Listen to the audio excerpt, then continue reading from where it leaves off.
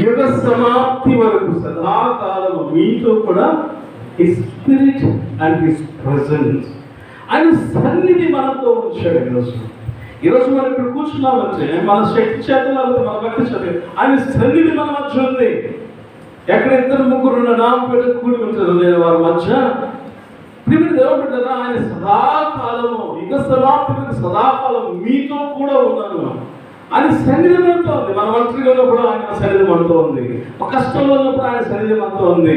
నువ్వు ఏడుస్తున్నప్పుడు ఆయన సన్నిధి నీతో ఉంది. నీ ప్రతి పరిస్థితిలో నేను విడిచిపెట్టు. అందుకనే ఎబ్రీ పత్రిక 13:5 అంటాడు, నేను మిమ్మల్ని విడువను ఎడబాయని అంటారు వెంటనే. నేను మిమ్మల్ని విడువను, అది అది అది ప్రాముఖ్యం. నేను మిమ్మల్ని విడువను ఎన్నడూ ఎడబాయను. కదా ఎవరు ఇంత సన్నిధి. ఈ లోకంలో ఉన్న మనుషులందరూ మనకున్నటువంటి క్లిష్ట పరిస్థితులు మనం విడిచిపెట్టారు, వెళ్ళేవారే. మరి ముఖ్యంగా ఈ పాండమిక్ డిసీజ్ని బట్టి, ఈ భయంకరమైన మహమ్మారిని బట్టి, ఈ వ్యాధి ఎలాంటిది అంటే మనిషి దగ్గరికి వెళ్ళే పరిస్థితి లేదు. ఉందా కదా, ధైర్యం చేసి వెళ్ళగలమా? వచ్చింది పాజిటివ్, జ్వరం వచ్చిందంటే వెళ్ళి చూసి వస్తాం. కడుపు నొప్పి అంటే వెళ్ళి చూస్తాం. హార్ట్ అటాక్ అన్నా వెళ్ళి చూస్తాం. ఇంక ఏదైనా వెళ్ళి చూసి వస్తాం. ప్రార్థన చేసి పొడవులో ఏదో చేసి వస్తాం. పాజిటివ్ వచ్చింది కదా, చాలా తీవ్రంగా ఉంది పరిస్థితి. శ్వాస ఆడటం కూడా కష్టంగా ఉంది కదా, వెళ్ళగలమా? వెళ్ళబడుతున్నారు గవర్నమెంట్ వాళ్ళు, వెళ్ళొద్దని చెప్తా ఉన్నారు. ఎందుకంటే అది పాండమిక్ కనుక. అలాంటి పరిస్థితుల్లో ఎవరు మన పక్కన ఉండేది? మనతో ఉండేవారు ఎవరు? భార్య ఉండదు, భర్త ఉండడు, స్నేహితులు ఉండడు, బంధుమిత్రులు ఉండదు, వీళ్ళెవ్వరూ లేరు. ఇక రాత్రి ఈ పరిస్థితి లిటరల్గా చూస్తే పరిస్థితి. మన శివప్రసాద్ గారు, నాగలక్ష్మి గారి హస్బెండ్, ఆయనకి నా దగ్గర 1 week నుంచి జ్వరం వచ్చింది. ఆయనకి పాజిటివ్ వచ్చింది. అక్కడికి సిస్టర్ గారికి పాజిటివ్ వచ్చింది. వారి కుమారుడు మోస్ట్ పాజిటివ్ వచ్చింది. వీళ్ళిద్దరూ రికవర్ అయ్యారు. మనం కూడా ప్రార్థన చేస్తాం ఫ్యామిలీ గురించి. అయితే బ్రదర్కి ఆయాసం బాగా ఎక్కువైపోయింది. నేను సాయంత్రం 5 గంటల సమయంలో సిస్టర్ గారికి ఫోన్ చేస్తున్నాను, అన్న బ్రదర్కి ఆయాసం ఎక్కువైపోయింది, చాలా ఇబ్బంది పడుతున్నారు, హాస్పిటల్ తీసుకెళ్దాం అనుకుంటున్నాం. అంటే అర్జెంట్గా హాస్పిటల్ తీసుకెళ్ళి ఏమైనా అవసరం చెప్పండి, నేను కూడా వస్తానంటే నేను అవసరం ఫోన్ చేస్తాను అన్నాను. హాస్పిటల్ తీసుకొచ్చాను. హాస్పిటల్లో సిటీ స్కాన్ తీసి పంపించారు. రిపోర్ట్ ప్రకారం చాలా టైం పడుతుంది. ఆక్సిజన్ లెవెల్స్ బాగా డౌన్ అయిపోయింది. ఏదైనా ఆ టైంలో మళ్ళీ సిస్టర్ గారు ఎలా ఉన్నారు, రిపోర్ట్ వచ్చిందంటే ఎవరు ఉన్నారు మీ దగ్గర అంటే, అన్న ఎవ్వరు లేదు నేను ఒక్కదాన్ని. మరి ఆ సిస్టర్ ఒక్కరే అక్కడ నుండి మళ్ళీ పూర్వీకి వెళ్ళి అక్కడి నుంచి రిపోర్ట్ తీసుకొని ఎలా సాధ్యం అంటే, సిస్టర్ గారు రమ్మంటారా లేకపోతే నన్ను పంపించమంటారా అంటే, అన్న పర్లేదని అన్నారు. నేను అప్పటికి తప్పుడు ఫోన్ చేశాను. అది సరే వెళ్ళు అక్కడికి రిపోర్ట్ తీసుకొచ్చి వాడు మన వెళ్ళిపోయాడు. అప్పటికే వాడు రిపోర్ట్ తీసుకొచ్చాడు. రిపోర్ట్లో AG/20 ఆక్సిజన్ లెవెల్స్ బాగా డల్ అయిపోయాడు. 4 hours ఆక్సిజన్ ఉన్నారు, 6 నుంచి 9 వరకు, కానీ ఆక్సిజన్ ఎక్కట్లేదు. డాక్టర్ గారు చెప్పారు, ఈ హార్ట్ షిఫ్ట్ ఇంటూ గుంటూరు తీసుకెళ్ళండి, అక్కడ కొంచెం బెటర్ ట్రీట్మెంట్ ఉంటుంది. ఇది కూడా కొంచెం కష్టం, జాగ్రత్త తీసుకెళ్ళాలంటే. ఇంకా వెంటనే అంబులెన్స్ మాకు రైజ్ అయిపోయింది. నేను కూడా వెళ్ళాను. రాత్రి 10:30 నా దగ్గర వెళ్తున్నాను. సిస్టర్ గారు ఒప్పుకున్నాను, మాస్క్ పెట్టుకున్నాడు, దక్కుతున్నాను, ప్రార్థన చేశాను, అంబులెన్స్ ఎక్కించాను. ఏం చెప్పగలను ఆమెకి? అమ్మ మాకు మంచి అప్పకెట్లు కదా, నీ ఊళ్ళో ఎవరైనా వస్తారా, అన్నదమ్ములు గారు తండ్రి గారు ఎవరైనా వస్తారా? కన్నీటితో చెప్పకూడదా? నాకు దేవుడు ఒకే మాట ఇచ్చాడు, అమ్మ మన కొరకు మామూలు ఏడుపుడు సదాకాలం అనుకున్నాను. నేను ఎవరో నీతో రాలేము, మీ వాళ్ళు ఎవరు రాకపోవచ్చు, కానీ నీతో ప్రభు వస్తాను ధైర్యంగా. ప్రార్థన చేసి అంబులెన్స్ ఎక్కించి పంపించాను.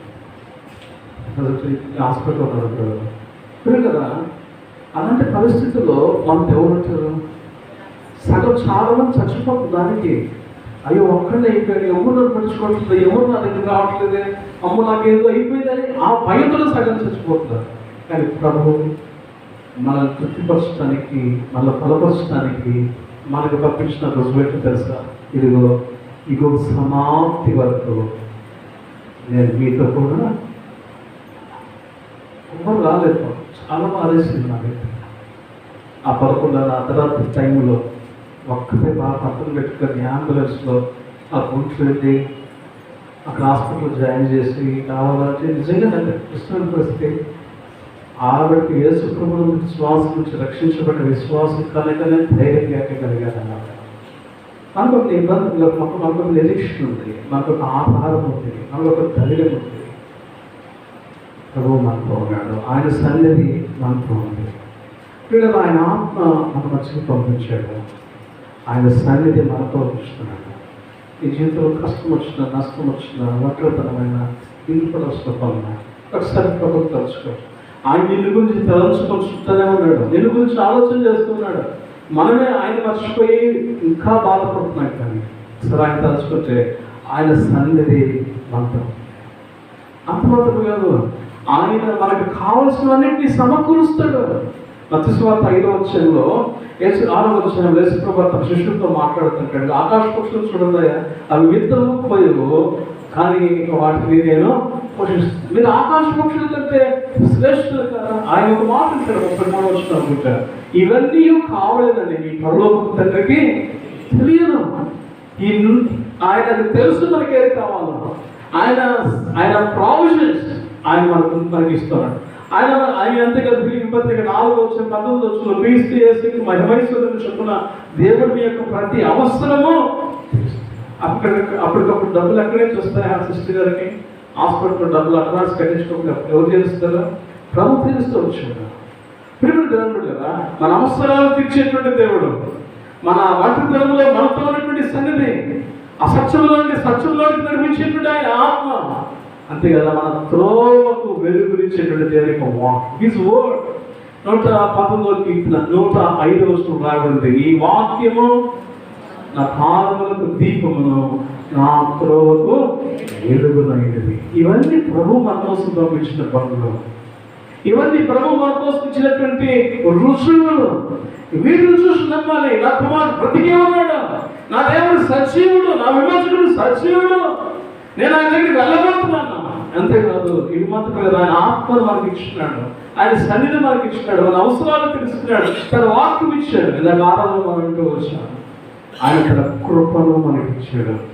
2వ అధ్యాయం ఎఫెసీ పత్రిక 8:9 వచనం చూస్తే, మీరు విశ్వాసంతో కృప చేతనే మీరు రక్షించబడినారు. ఇది క్రియల వల్ల కలిగినది కాదు, కాబట్టి ఎవడు అతిశయించడానికి వెళ్ళలేదు. ఆయన కృప మనకి ఇచ్చాడు. ఎలాంటి కృప? ఎన్నడూ విడిచిపోయినటువంటి కృప. ఆ కృపల గురించి ఎంత చెప్పుకున్నా ఆ తల్లిని తీరదు. ఆ కృప మనల్ని విడిచిపోతుందనే దానికి లేదు. కృప వెంబడి కృప. అద్భుతమైన మాట దేవుడు ఆరాధన గుర్తు చేస్తూ వచ్చాడు దాసు ద్వారా. ఎలాంటి కృప తెలుసా? ఆ కృప అది జ్ఞాపకం చేస్తూ వచ్చాడు. దిస్ ఈజ్ సత్య కృప, స్వచ్ఛమైన కల్తీలేని కృప. ఈ ప్రపంచం అంతా కల్తీనే, కానీ కృపలో ఏం లేదు తెలుసా? ఈ ప్రపంచం అంతా అసత్యమే. కన్నీళ్ళు కూడా అసత్యం. నిజమే కాదు, కన్నీళ్ళు సత్యమైన కన్నీళ్ళు వస్తాయి. ఈరోజు లేవు. ఇసలేం పోసుకున్న కన్నీళ్ళు వస్తున్నాయి. కళ్ళారకుండా గాలిలో చూస్తూ వచ్చేస్తే ఆటోమేటిక్ కన్నీళ్ళు, దొంగ కన్నీళ్ళు, ఇవన్నీ అన్నిట్లో అసత్యం ఉంది.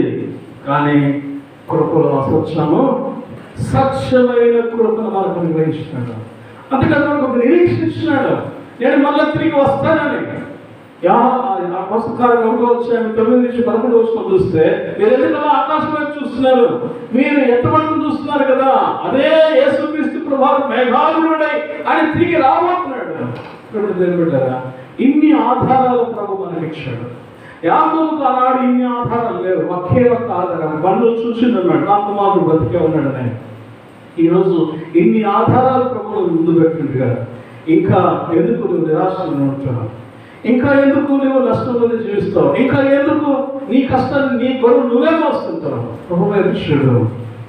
యాకోబు ప్రభు వైపు చూస్తూ వచ్చాడు. 2వ భాగాన్ని కలుగుదాం.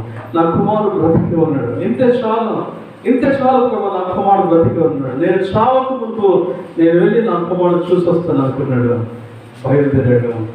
బయలుదేరిన యాకోబు ఏం చేస్తూ వచ్చాడు తెలుసండి? 45వ అధ్యాయము 45వ అధ్యాయము మొదటి 7 వచనాల్లో మనం చదివితే అక్కడ యాకోబు చేసినటువంటి అద్భుతమైన పని మనం చూస్తాం. మొదటి వస్తువు చూస్తాం. మొట్టమొదట అప్పుడు ఇశ్రాయేలు తనకు కలిగినదంతా తీసుకుని ప్రయాణమై బెర్షెబాకు వచ్చి తన తండ్రి ఇస్సాకు దేవునికి బలులను అర్పించెను. ఇక్కడ యాకోబు వెంటనే బండ్లు వచ్చినాయి కదా అని వెళ్ళి బండ్లో కూర్చోలేదు. దానికి ముందు ఏం చేస్తున్నాడు తెలుసా? బెర్షెబాకు వెళ్ళాడు. బెర్షెబా అనేది ఎలాంటి స్థలం అంటే తన తండ్రి అయినటువంటి ఇస్సాకు దేవునికి బలి అర్పించినటువంటి స్థలం. దానికంటే ముందు యాకోబు మనలో యాకోబు లేకపోతే యాకోబులో మనలో మనం చూసుకోవచ్చు. యాకోబు చేస్తున్నప్పుడు లేదా కొంచెం భయపడతాం మేడం. ఫరో ఏం చెప్పాడు చూడండి. 45వ అధ్యాయము 17వ వచనంలో ఏం చెప్పాడు? 45వ అధ్యాయము 18వ వచనం, మీ తండ్రిని మీ చివరిని వెంటబెట్టుకున్న ఆయన రండి, మంచి వస్తువులను మీకు ఇచ్చాను, ఈ దేశం యొక్క సారమును మీరు అనుభవించదు. 20 ఐగుప్తు దేశంలో ఉన్న మంచి వస్తువులు మీరే అవ్వదు కనుక మీ సామగ్రిని లక్ష్య పెట్టకండి. అక్కడ మీ సామాన్లు విడిచిపెట్టాడు, ఏం పర్లేదు. మీకు రేడియోలు, టీవీలు, ఫ్రిడ్జ్లు, వాషింగ్ మిషన్లు, బట్టలు, చీరలు, ఇంకా గ్రైండర్లు ఇట్లాంటి విడిచిపెట్టండి. Don't worry about all those things. I will give the best in Egypt.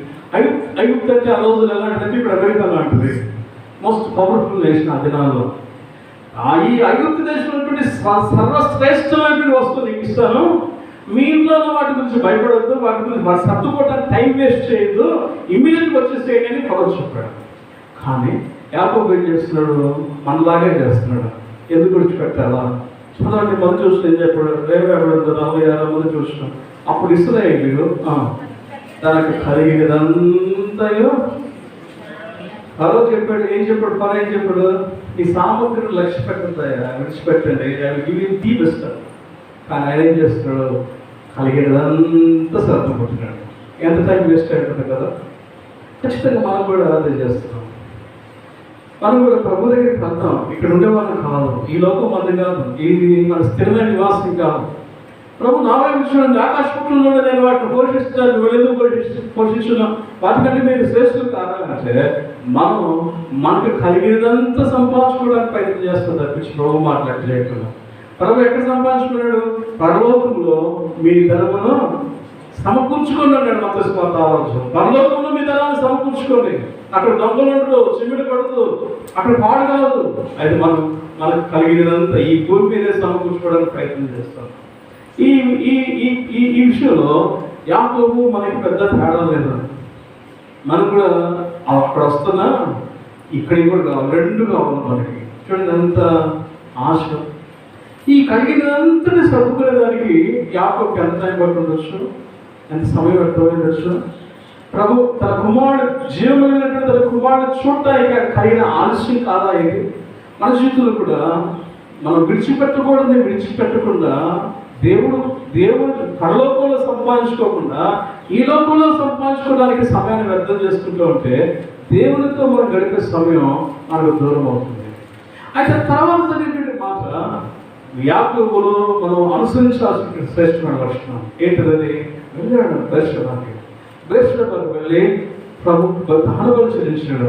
అక్కడ మరొకసారి కన్ఫర్మ్ చేస్తున్నాడు, Lord shall I go or not? ప్రభు నేను వెళ్ళాలా వద్దా? ఎందుకంటే యాకోబుకు చరిత్ర గుర్తుంది.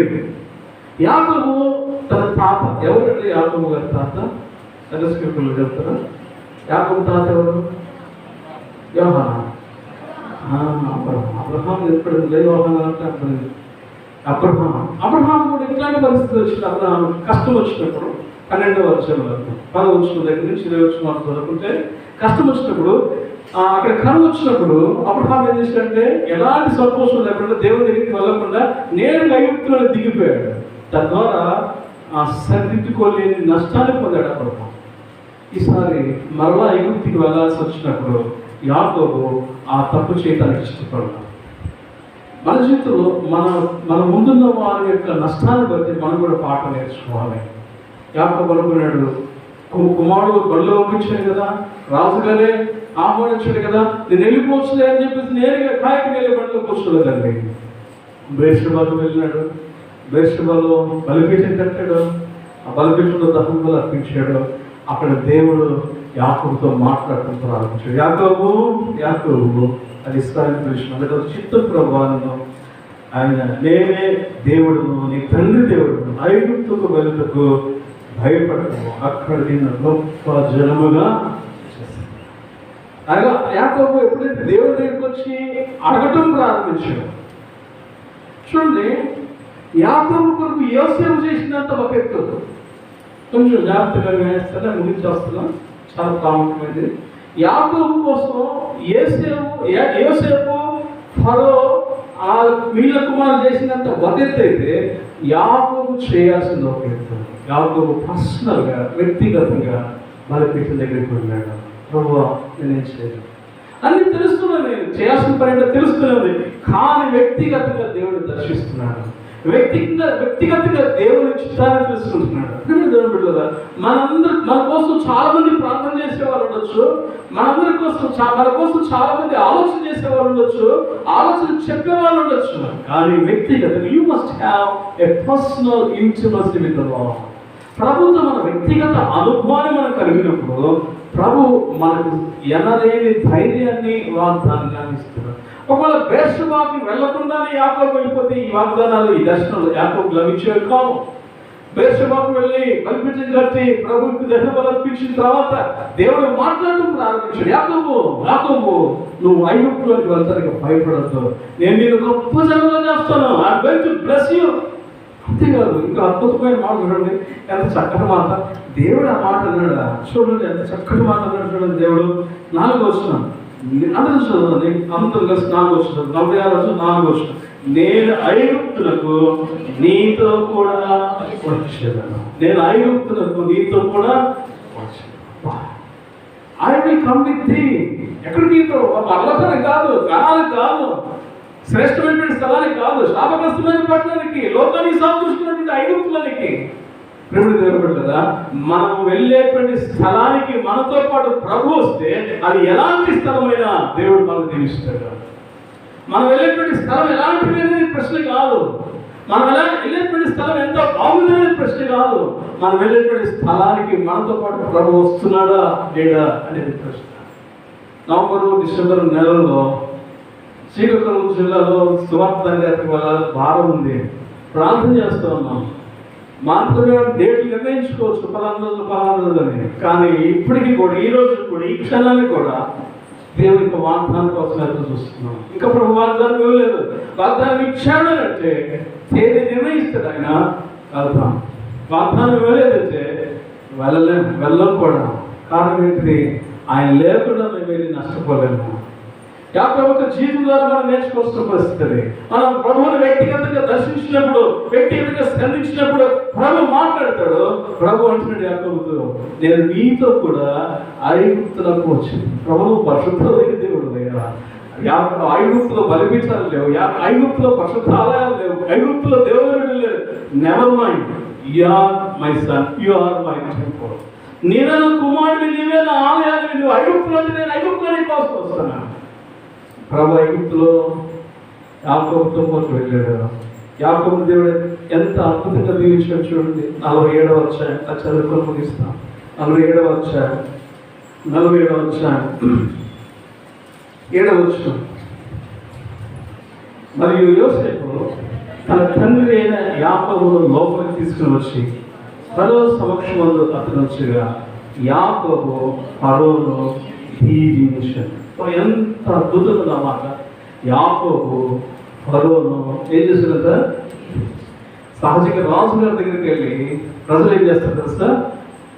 చిత్తం ప్రభు అంటే అడిస్తారా రాజు గారు. కానీ యాకోబుతో ఉన్నటువంటి దేవుడు, యాకోబుతో ఐగుప్తుకి వెళ్ళినటువంటి దేవుడు, యాకోబుని బలపరిచిన దేవుడు, యాకోబు కొరకు బండ్లను పంపించినటువంటి దేవుడు, యాకోబుని ఎంత ఉన్నతమైన స్థితికి తీసుకెళ్ళాడు తెలుసా? అక్కడ సీన్ తారుమారైంది. రాజుగారు సింహాసనం మీద కూర్చుంటే రాజుగారి దగ్గరికి వెళ్ళి తలకాయించుకున్నాడు కూర్చోవాలి, కానీ అక్కడ అలా లేదు. రాజుగారు తలకాయించుకున్నాడు, యాకోబు తలెత్తాడు. యాకోబు ఫరోను దీవించెను. అంటే వండర్ఫుల్ స్టాటస్ ఇస్ దిస్. ఎంత అద్భుతమైనటువంటి స్థాయిలోనికి యాకోబు తీసుకుని రాబడ్డాడు. అందుకని యాకోబు జీవితంలో మనస్ఫూర్తిగా మాట్లాడగలిగాడు. ఏంటి ఆ మాట? ఇంతే చాలు ప్రభా, నీవు నాతో ఉంటే నాకు చాలు, నీవు నాతో వస్తే నాకు చాలు, నీ వాగ్దానం నాతో ఉంటే చాలు, నీ బడుల కోసం పంపించే నాకు చాలు. ఇంతవరకు అసత్యంలో జీవించాను, ఇంతవరకు అనుమానంలో జీవించాను, ఇక నాకు ఇంకేం అవసరం లేదు ప్రభా. రాజులను దీవించేటువంటి గొప్ప ఆధిక్యత దేవుడు యాకోబులకు అనుగ్రహించినాడు. కారణం ఒకటే, యాకోబు తన కోసం పంపినటువంటి ఆ పనులను చూసి నమ్మాడు. ఒకవేళ యాకోబు నమ్మకపోతే ఏమైంది? ఒకసారి ఆలోచన చేయండి. అదే మిమ్మల్ని అసలు నేను నమ్మదా, మిమ్మల్ని నమ్మి నాకు యాకోబు యేసుని పోగొట్టుకున్నాను, ఇదేదో మీరు కొత్త ప్లాన్ వేస్తున్నారు, ఎక్కడి నుంచి రథాలు తీసుకొస్తున్నారు, నన్ను ఎక్కడ తీసుకెళ్ళి అమ్ముకుంటారు, రానుబాబు అంటే ఏమైంది యాకోబు జీవితం? అక్కడే ఆకలి సాగుతో మళ్ళీపోయేవారేమో. కానీ యాకోబు తీసుకున్న శ్రేష్టమైన తీర్మానం పెట్టడం తెలుస్తాను. అతను ఆ బండను చూసి నమ్మాడు. చూస్తారా మాట 45వ అధ్యాయం చక్కగా ఉంటుంది ఆ మాట. నాకు 27వ అధ్యాయం 45వ అధ్యాయం 27. అప్పుడు వారు యోసేపు తమతో చెప్పిన మాటలు నాకు చెప్పి అతను ఎక్కించుకొని పోవటకు యోసేపు పంపిన బండ్లను చూసినప్పుడు వారి తండ్రి యాకోబు ప్రాణము కదా. This is what we need to trust. మనం నమ్మాల్సింది అన్నాడు యాకోబు. బండ్లను చూస్తున్నాడు. ఈరోజు దేవుడు నీ కోసం ఇచ్చిన వాక్యాన్ని చూస్తున్నాడు. దేవుడు నీ కోసం మన కోసం నిర్మించిన ఆయన ఆత్మను చూస్తున్నాము. ప్రభు మన వంటతంలో మనతో ఉంచుతా ఆయన శరీరం చూస్తున్నాము. మన అవసరం తీసుకున్నటువంటి ఆయన శక్తిని పెట్టుకున్నాము. మన ప్రతి పరిస్థితిలో మన బలహీనతలో ఇందాక ఆత్మలో విన్నట్టు జారిపడిన పరిస్థితులు సైతం లేవనెత్తిన ఆయన కృపను చూసి ఇవన్నీ కాదండి, ఇంకా వీటి నాకు అనుభవం వదలేదంటావా? మరొక బండి, ఇంకొక రథం ఉంది, అది మన కళ్ళ ముందే ఉంది, అది మన మధ్యలో ఉంది. ఆ ఆధారం ఇంకోటి ఉంది, ఆ రుజువు ఒకటి ఉంది. ఏంటి ఆ రుజువు? ఆ మధ్యలో ఉన్నటువంటి బల్ల. ఆ బల్లనటువంటి రొట్టె ద్రాక్షరసము యేసుప్రభు వారి రక్తానికి శరీరానికి సాదృశ్యంగా ఉన్నాయి. ఆయన అంటాడు, ఇదిగో వీటిని నేను ముందు మీకోసం వీటిని తిని తాగినప్పుడు జ్ఞాపకం చేసుకోండి. ఎంతవరకు తెలుసా? నేను వచ్చు పర్యంతము వీటిని జ్ఞాపకం చేసుకోండి, నా వర్గాన్ని జ్ఞాపకం చేసుకోండి. కనీసం ఈ బల్ల చూసిన నమ్మవా? ప్రభు రక్తాలు చూసిన నమ్మవా? ప్రభు శరీరాన్ని చూసిన నమ్మవా? ఇంకా నీకు నమ్మకం కలుగుతుందా? ఇంకా నీ జీవితంలో నిరాశలోనే నిస్పృహలోనే ప్రభుత్వం అయిపోతావా? వచనం మీద ప్రభు ఎంతో మాట్లాడుతుంటాడు. ప్రభు నా కొరకే అప్పగించిన నీ శరీరము, నా కొరకే అర్పించిన నీ రక్తము నన్ను తీసుకెళ్ళడానికి రాబోతున్నాం అన్నాడు. యాకోబు కోసము యోసేపు బండ్లను పంపించాడు యాకోబుని తీసుకెళ్ళడానికి. కానీ జీవులైనటువంటి దేవుడు ఎంత గొప్పవాడో తెలుసా? ఆయన నన్ను నిన్ను తీసుకువెళ్ళడానికి బండ్లను పంపిస్తున్నాడు. ఈ లోపల నమ్మటానికి కొన్ని ఆధారాలు పెట్టారు. దేవుని ఆత్మను పెట్టారు, సన్నిధిని పెట్టారు, ఆయన వాక్యం ఇచ్చాడు, ఆయన బలం ఇచ్చాడు, ఆయన కృపను ఇచ్చాడు. కానీ నిన్ను నన్ను తీసుకెళ్ళడానికి ఆయన బండ్లను పంపించలేదు. ఎవరు వస్తుందో తెలుసా? ఆయన మేఘాల మీద యేసు వచ్చుచున్నాడు, మేఘాల మీద యేసు వచ్చుచున్నాడు, పరిశుద్ధులందరినీ తీసుకుపోతాడు, పరిశుద్ధులందరినీ తీసుకుపోతాడు. నీవు నా కొడుకా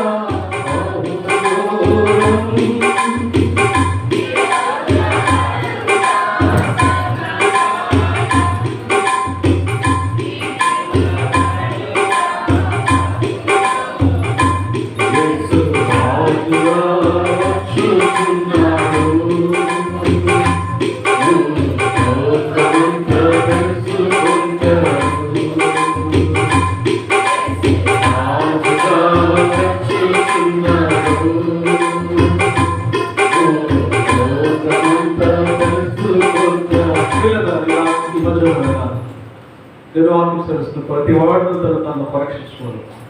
ఎవరు పరీక్ష చేసుకున్నాం? ప్రభు నీ వాక్యం నమ్మలేకపోతున్నాను, నీ ఆత్మను నిర్లక్ష్యం చేస్తున్నాను, నీ కృపను నిరర్థకం చేస్తున్నాను, నేను అసత్యంలోనే జీవిస్తున్నాను, బంధించుకోవాలి. ఆనాడు యోసేపు తన తండ్రి కోసం బట్టలు పంపించాడు. అయితే ఈరోజు నా కోసం నువ్వే ఈ లోకానికి వచ్చావు, నువ్వే వచ్చి నీ రక్తం ఇచ్చావు, నీ ప్రాణం ఇచ్చావు, నన్ను తీసుకెళ్తాను బట్టలు నువ్వే రాబోతున్నావు. ఇది చాలు ప్రభు, ఇది చాలు. ఎందులో మనం వస్తామా? రెండు మోకరించండి. అక్కడ దాంట్లో మొత్తం మాట్లాడుతుంటే ఇంకా ఏం సంపాదించాలని, ఇంకా ఏం సమకూర్చుకోవాలని, ఇంకా దేనికోసం తృప్తి లేని జీవితం జీవిస్తున్నాం. ఇది చాలు ప్రభు అనే అక్కడ కర్మలకు రాగలమా? ఈరోజు ఇంతే చాలు ప్రభు అనే కర్మలకు రాగలమా?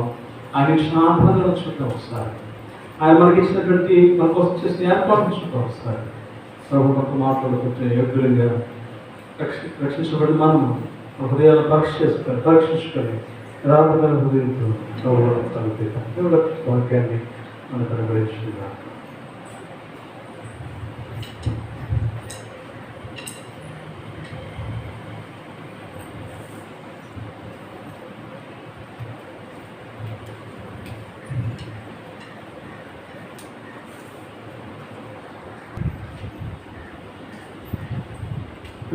మా పరులకు తండ్రి, పరిశుద్ధమైన మా దేవ, మరొక ప్రయాణం శ్రేష్టమైన వినేకుల భాగాన్ని బట్టి మీకు ఆదరిస్తున్నాం.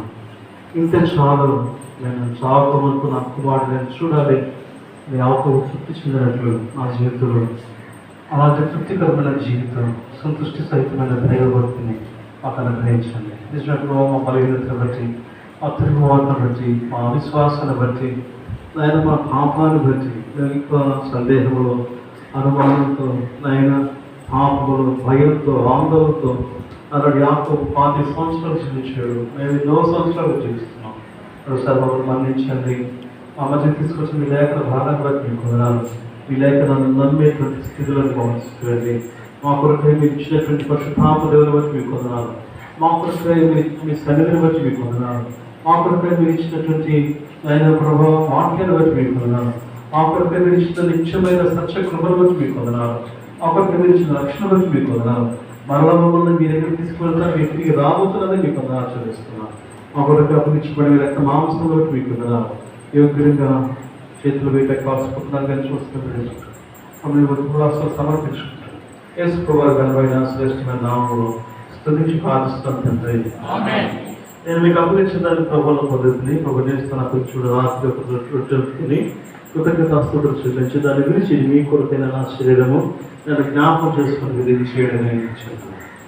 వాటిలో పరీక్ష చేసుకున్నారు. అటు వారు సిద్ధపడి వెళ్ళిన వారు మీ కుటుంబ కనుమలు చూపించండి. సహోదరులు మీకు ప్రోత్సాహిస్తారు.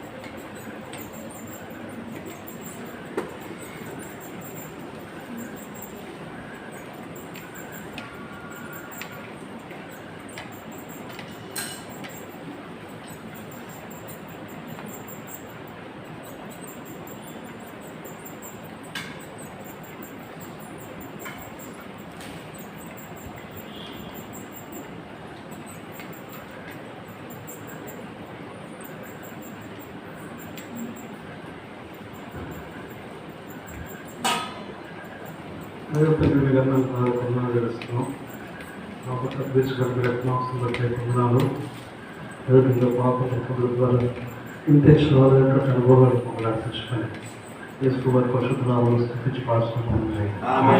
అప్పటికల్లా భోజనమైన పాత్ర పెట్టుకుని పాత్ర రక్తమైన కొత్త నిబంధన ఈ దిగులు కావాలప్పుడు నన్ను జ్ఞాపకం చేసుకుంటుని చేస్తున్నాను.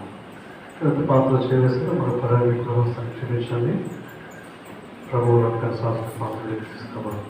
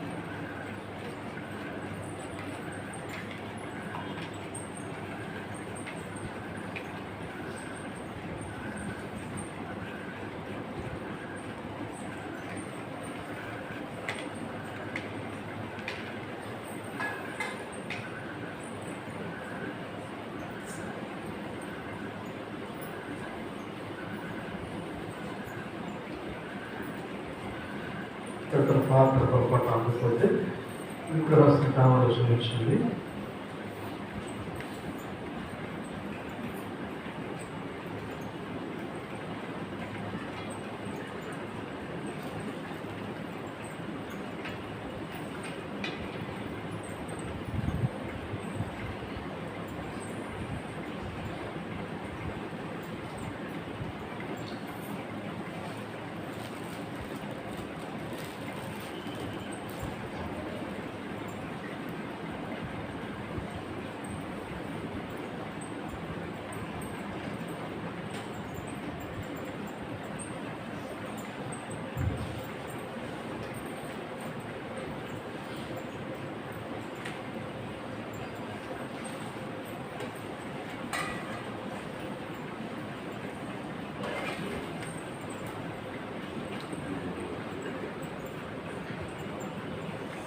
ప్రార్థన చేసుకున్నాం.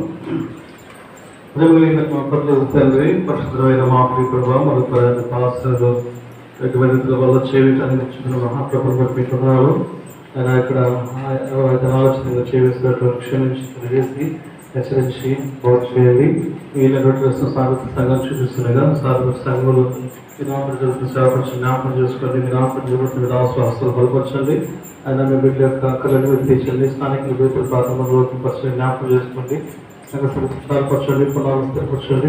జరుగుతున్న ప్రతి కార్యక్రమం మొదలుపెట్టి ప్రభావ సహాయం చేయండి. దేవా తోడు నిర్మించండి. మరి వెలుగుని గ్రామంలో జరగవలసిన పరిచయం జ్ఞాపకం చేసుకోండి. నా సావులేగా జ్ఞాపకం చేసుకోండి. సంఘ విషయాలు పరిచయం బలపరచండి. మా సంఘంలో దగ్గర తీర్చండి. దేవా నా స్థానికంగా సంఘాల అనారోగ్యాన్ని దర్శించండి. కొందనాలు తన సంపూర్ణ స్వస్థతను గురించి హేమరాజ్ చేసి జ్ఞాపకం చేసుకోండి. కాలు విషయంలో పరిపూర్ణ ఒక కాలు జరిగించిన లక్ష్మణ్ జ్ఞాపకం చేసుకోండి. అతను తీసుకొని జ్ఞాపకం చేసుకోండి. రాజేశ్వరి యొక్క గురునాథ్ గారు జ్ఞాపకం చేసుకోండి. శివప్రసాద్ గారి కాలు విషయంలో సహాయం చేయండి. చక్కగా నడకను నిర్వహించండి. మధ్యాహ్న ఆత్మీకాలు జరిగించండి. కృష్ణుని జ్ఞాపకం చేసుకోండి. సంపూర్ణమైన ఆరోగ్యాన్ని గ్రహించండి. సహాయం దయచేయండి. తమ జీవితాన్ని జ్ఞాపకం చేసుకోండి. జ్ఞాపకం చేసుకోండి. మన వారు సుబ్బమ్మ గారి యొక్క తండ్రి దీపరాలు సుజాత గారి జ్ఞాపకం చేసుకోండి. అది కూడా సంపూర్ణమైన ఆరోగ్యం దయచేసి రక్షించుకోండి. దాసు గోవింద్ గారి జ్ఞాపకం చేసుకోండి. గోవింద్ జ్ఞాపకం చేసుకోండి. యశ్వంతులు జ్ఞాపకం చేసుకోండి. సంపూర్ణమైన స్వస్థత వాటిని గ్రహించండి. పరిస్థితులు ప్రభావ దాని పరిస్థితులను బట్టి సరైన వాటిని ప్రార్థన చేస్తున్న వాటి పుస్తకం నాయకులకు దయచేయండి. కరెక్ట్ శ్రీనివాస్ గారు దగ్గర జ్ఞాపకం చేసుకోండి, కనుక సుజాత దగ్గర జ్ఞాపకం చేసుకోండి. అయినా ప్రభావం మరి తండ్రి కమ్మపాటి స్వామి గారు జ్ఞాపకం చేసుకోండి. సంపూర్ణ నాయకులకు దయచేయండి ప్రభావం ఉచితం చేయండి. అదేవిధంగా ఈ ఆఫీస్ శ్రీప్రసాద్ గారు జ్ఞాపకం చేసుకోండి. మన హాస్పిటల్లో ఉన్నాడు, మీరే కరుణించండి, కనికరించండి. తన ఆఫీషియల్ లెవెల్స్ ప్రభావ చక్కగా పెరగడానికి సహాయం చేయండి. నార్మల్ కండిషన్లో తీసుకెళ్ళి కుటుంబాన్ని ధైర్యపరచండి. నాగేశ్వర గారు మోజస్ జ్ఞాపకం చేసుకుని ధైర్యపరిచి బలపరచండి తండ్రి, కూర్చోపించండి తండ్రి. అదేవిధంగా చుక్క ఠాగూర్ గారు వారి కుమారుడు సుబ్రహ్మణ్యం కొరకు ప్రార్థన చేస్తున్నారు, ఒకరు ప్రార్థన చేస్తున్నాం. సమయంలో కార్యక్రమాలకు సహాయం చేయండి, విశ్వాసం బలవంతంగా చేయండి. అదేవిధంగా రేపు నష్టపేటలో రాజున్న తమ్ముడు కన్న కుమారుడికి ఒకరు ప్రార్థన చేస్తున్నాం. ఆయన కనుక జరిగినట్టు సహాయం చేయండి. వాతావరణాన్ని అనుకూలపరచండి, చూపించండి. ఇప్పుడు ఉదాహరణ జ్ఞాపకం చేసుకుని అనంత గారిని సుబ్రహ్మ గారు జ్ఞాపకం చేసుకొని ప్రత్యేక ప్రాప్తుల వద్ద దయచేయండి. రామమ్మ గారు రాధమాటి ధరమాటి జ్ఞాపకం చేసుకోండి. పుల్లమహలక్ష్మి జ్ఞాపకం చేసుకోండి. చల్లబడి కొడేశ్వరి గారు జ్ఞాపకం చేసుకోండి. యువమాట జ్ఞాపకం చేసుకుని వాసు జ్ఞాపకం చేసుకోండి. విజయకుని బట్టి ఆరోగ్య బట్టి కొందనాలు ప్రత్యేక కాంపుదల బతుకున్న గ్రహించిన దేవ సహాయం చేయండి. సంఘంలో కల్పిస్తూ జ్ఞాపకం చేసుకోండి. వేదికల బట్టి దివ్యంగా ప్రార్థించిన సభలో సుబ్రహ్మణ్య ప్రాంతాలు పెట్టి సిద్ధం చేయండి. గర్భపత్ర జన్మదశ జ్ఞాపకం చేసుకోండి. ఆయన వాకు స్వాతి కొరకు శృతి కొరకు నేను ప్రత్యక్ష కీర్తి కొరకు ప్రార్థన చేస్తున్నాం. సుబ్రహ్మణ్య ప్రాంతాలు పెట్టి సిద్ధం చేయండి. అదేవిధంగా ఇల్లు కట్టుకున్న బిడ్డ దర్శించినటువంటి విద్యార్థులు నాగరాజు వారి ఇంటి నిర్మాణంలో సహాయం చేయండి. నేను విలాసం ఇమాన్యుయల్ ప్రభావం పరిస్థితి వారు కూడా ఇంటిలో విషయంలో సహాయం చేస్తూ చూపించిన దేవా. అదేవిధంగా పరిశుభ్ర రాష్ట్ర బిడ్డలు జ్ఞాపకం చేసుకుంది. ప్రాక్టికల్స్లో ఆయన అన్ని రకాల సహాయం చేస్తారు. వీళ్ళు చక్కగా కంప్లీట్ చేసుకుని సహాయం చేయండి. అకౌంట్ పేమెంట్ ప్రభావ పాలిటెక్నిక్ ఎంట్రన్స్ రాష్ట్రాలు సహాయం చేయండి. మరి లేదా ప్రభావ ఫస్ట్ వీక్లో ప్రభావ మీడియా సెక్రటరీ సహాయం చేయండి. చూపించండి. చిన్న వివాహ విషయంలో సహాయం చేయండి. మీకు పక్కన జరిగించండి. కంపెనీస్లో జ్ఞాపకం చేసుకుంటే వివాహ విషయంలో గురించి దాని సపోర్ట్ బయలుపరచండి. తండ్రి ఇంకా సంఘంలో ఎవరైతే అక్కడికి వెళ్ళారో ప్రతిపించండి. సుగాత్రం వల్ల మందిరానికి తీసుకొచ్చినందుకు మీకు వందనాలు. ఇద్దరు మీరు ధైర్యపరిచి బలపరచండి. మీకు వందనాలు. శ్రేష్టమైన భవిష్యత్తులో కనుగొహించండి. నలుగురు కుమార్తెల కుటుంబాలు దీవించి వారు కల్పించుకొస్తూ వేడుకుంటూ ఉన్నాం.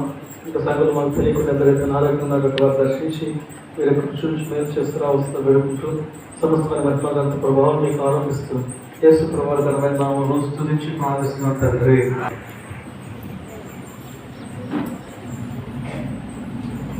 అందరూ లేచినటువంటి పాడుకుంటూ సమయంలో దేవుని బిడ్డలు దేవునికి కాళ్ళు సమర్పిస్తారు.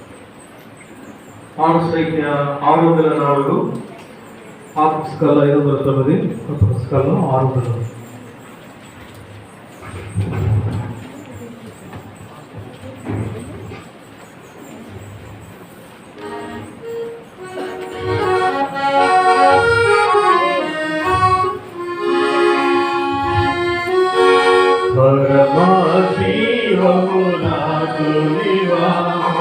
తిరిగి లేచెను నాతోనుండా పరమా జీవము నాతోనివా.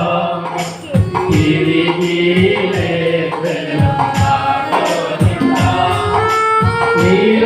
నిరంతరము నడిపించును మరణ భక్తి ఎత్తుకొనిపోవును. నిరంతరము నడిపించును మరణ భక్తి ఎత్తుకొనిపోవును. యేసు చాలును యేసు చాలును చాలును. ఏ సమయమైన ఏ స్థితికైనా నా జీవితములు యేసు చాలును.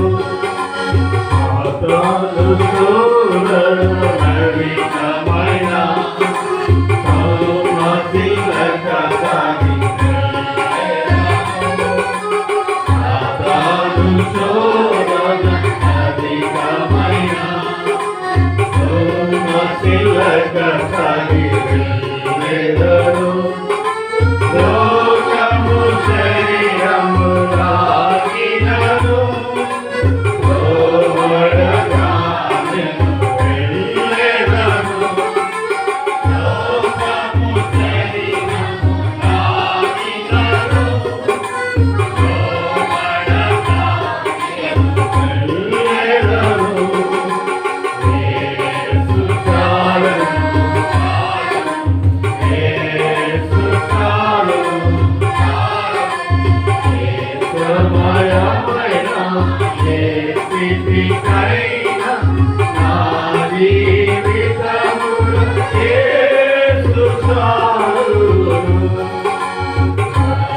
భయాలు పరుగజయం శాంతి జలము చెంత నడిపించును ఇక భయాలు పరుగజయం శాంతి జలము చెంత నడిపించును అవిషము ప్రాణము తృప్తి పరచు మరణలో నన్ను కాపాడును అవిషము ప్రాణము తృప్తి పరచు మరణలో నన్ను కాపాడును యేసు చాలును యేసు చాలును సమయమైనా ఏ స్థితికైనా నా జీవితములో యేసు చాలును. దయచేసి కూర్చోండి.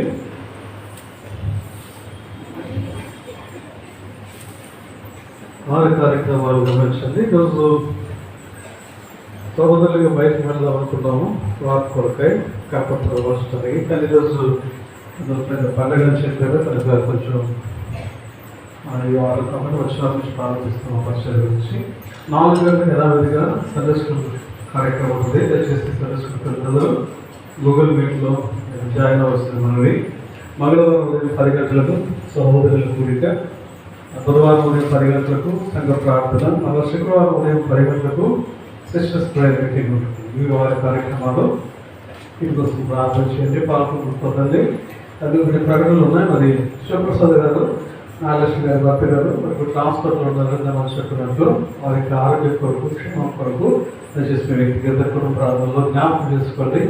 మరి ఒక్కడే ఉన్నారు, సిస్టర్ గారు కూడా వాళ్ళు మన ఉదయం వస్తూ ఉన్నారు కాబట్టి వారి ధైర్యం కొరకు కూడా ఈ ప్రార్థనలో జ్ఞాపకం పెట్టుకోండి. అయితే ముందులో మరి సహోదరులు బాబు పిల్లయ్య గారు వారి యొక్క బంధువుల మధ్య దేవుడు ఉచ్చరించిన గొప్ప కార్యాన్ని బట్టి ప్రభుత్వం బట్టి వారి సంఘాన్ని కృతజ్ఞతగా స్వీట్ హార్ట్ తీసుకొచ్చారు.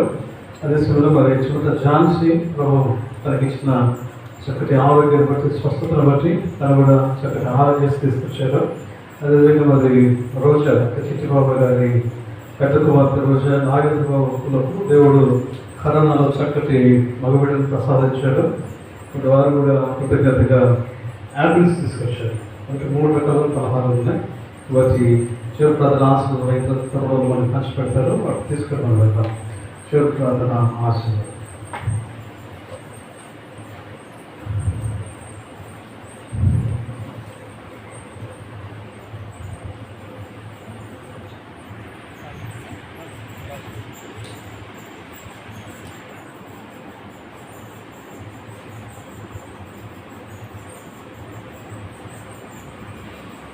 సర్వశక్తియు కూడా కనిపించండి. ప్రేమగల మా ప్రేమే ప్రభా, ఎప్పటికొన్ని ఇంట్లో ఎంతో ఓపుతుందని ఎటువంటి మాత్రమే స్తోత్రం. మళ్ళీ మా తల్లి ఇవ్వని కాన్ఫిడెన్స్ అందులో పాల్గొంటున్నాయినా లేదంలో మా తల్లి మా ప్రభా ప్రాంతానికి ఇక్కడ ఉండే ఎంతోమంది వెళ్ళేటువంటి పెట్రోల్ పాల్గొంటుంది అనుమతి చెందించండి. రాజుకున్నాం వారి కార్యక్రమం కూడా సంపూర్ణంగా చెందించండి అని వచ్చిపోతుంది. కార్యక్రమాలు పాల్గొంటూ ఆర్థిక క్షేమం మీరు ఎదుగుదల దయచుకున్నానండి. అందువల్ల మా ప్రభా మేము క్షేమం నుంచి సహాయపడమండి. చేస్తున్నాము దేవుడు వ్యక్తులు ఉపవాసాలు